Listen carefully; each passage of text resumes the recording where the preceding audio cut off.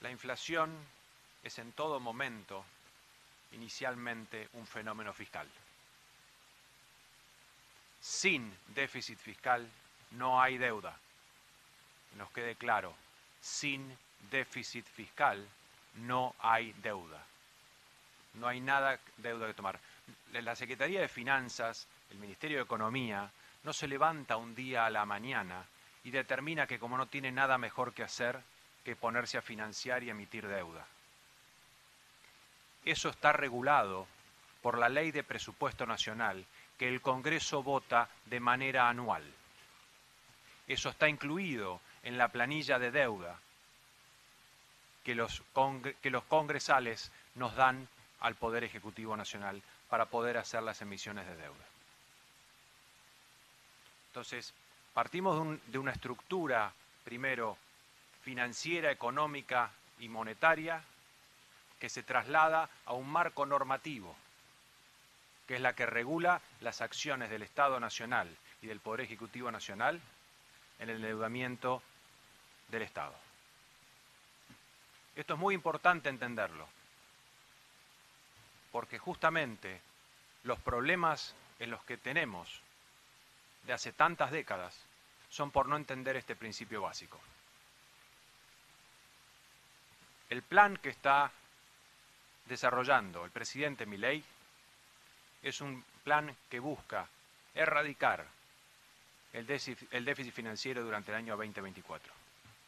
Eso exige esfuerzos de toda la sociedad por años de malos manejos de los gobiernos que lo han precedido. Entonces tenemos que tener este concepto muy claro para entender el rumbo al que vamos. A nadie le hace ninguna gracia tener que subir retenciones. A este espacio no le hace ninguna gracia tener que subir retenciones. Pero otra cosa que nos hemos olvidado en este discurso de hoy, donde parecemos que estamos en Disneylandia, es que parece que acá llegamos el 11 de diciembre, el domingo de diciembre, y empezamos a actuar el 11 de diciembre, en un contexto donde acá no pasaba nada. El candidato opositor que perdió en balotaje fue caracterizado como la persona que se tiró arriba de una bomba cuando el ministro anterior salió corriendo del Ministerio de Economía, oculto en el asiento de atrás de un auto.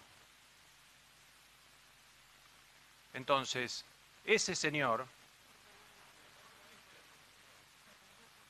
y sí, renunció por Twitter y se fue del ministerio en el auto.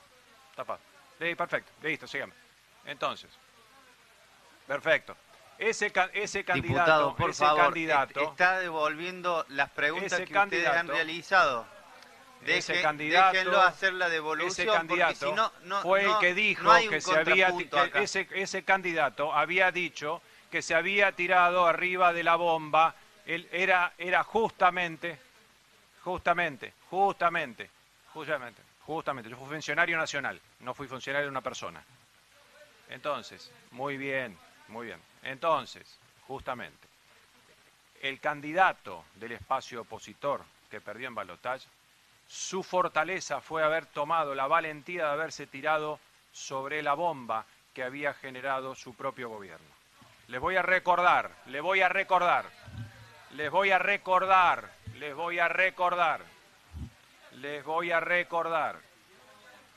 La inflación en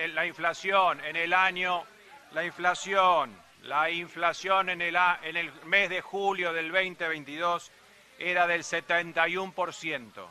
La inflación de noviembre del 23 era del 160,9%.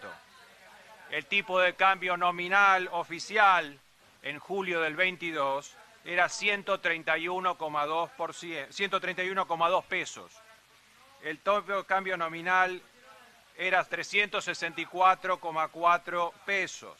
El tipo de cambio nominal contado con liquidación era 286 pesos con 60 centavos. Cuando se retiró el ministro que se tiró arriba de la bomba, estaba en 1.001 pesos con 60 centavos. la brecha cambiaria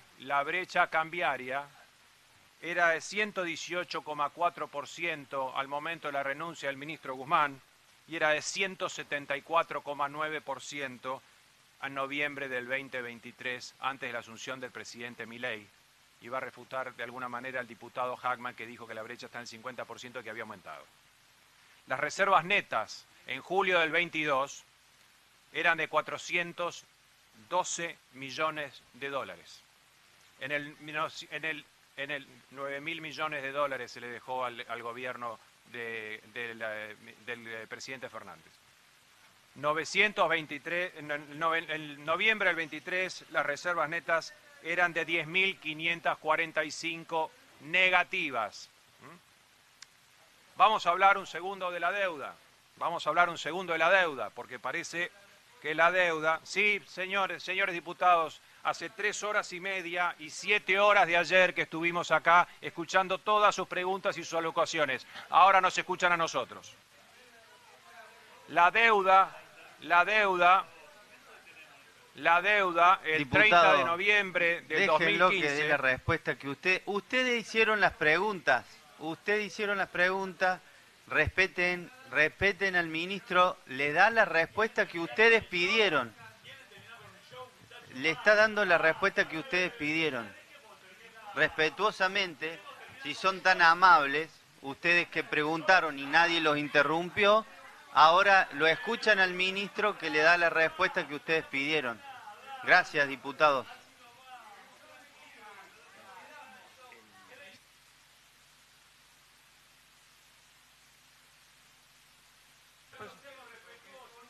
Voy a dar, les pido por favor silencio.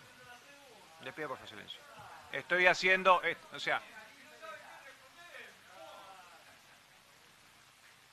la deuda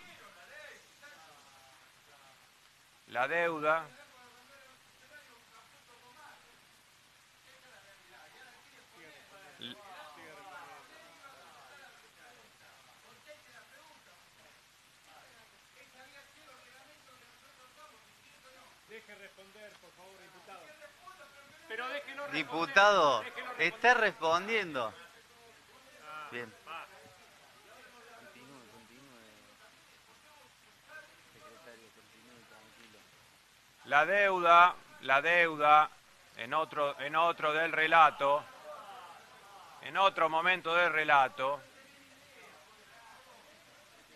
era de 245.000 millones de dólares.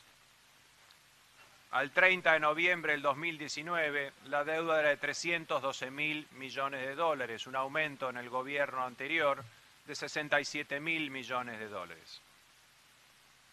Al 30 de noviembre de 2019, la deuda era de 312.000 millones de dólares. La deuda al 30 de noviembre del 2023 era de 112.000 millones de dólares. Cuando hablan de endeudamiento,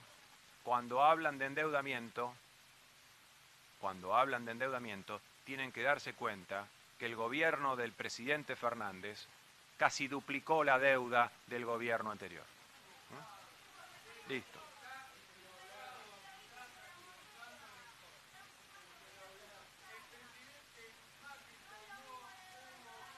Cuando vayamos.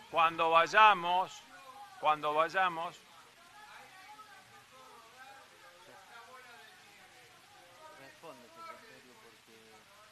No.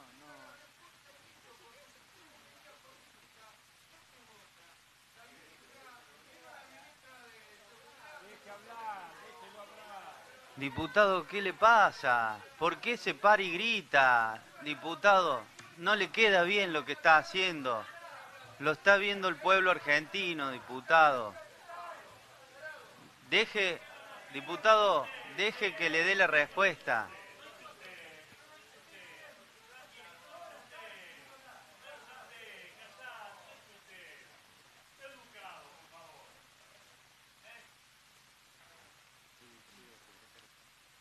Gracias. Seguimos para brindar el contexto de la cantidad de números equivocados que se han dado durante algunas alocuciones.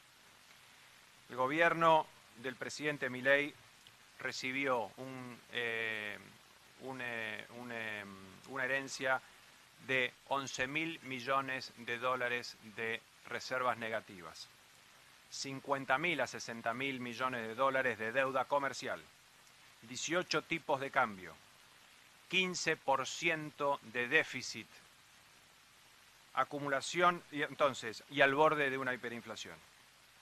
A partir de la llegada del presidente Milei al gobierno, no había $1 ni para hacer frente al pago con el Fondo Monetario Internacional del 21 de diciembre, 10 días después de asumir. ¿Por qué? Porque el programa con el Fondo Monetario Internacional que firmaron el gobierno de Alberto Fernández no pudo cumplir con ninguna de las metas que allí se contenían. De esa manera es lo que terminó sucediendo. No teníamos $1 para pagarle gracias a la colaboración de países amigos pertenecientes a la CAF, pudimos generar un financiamiento para hacer frente a ese pago y no dejar a la sociedad argentina en default una vez más. Todo esto, ¿para qué? Para explicar que las razones de las cosas que estamos diciendo son para modificar y cambiar de cuajo las condiciones de la Argentina. Entonces, ahora quiero empezar a hablar y responder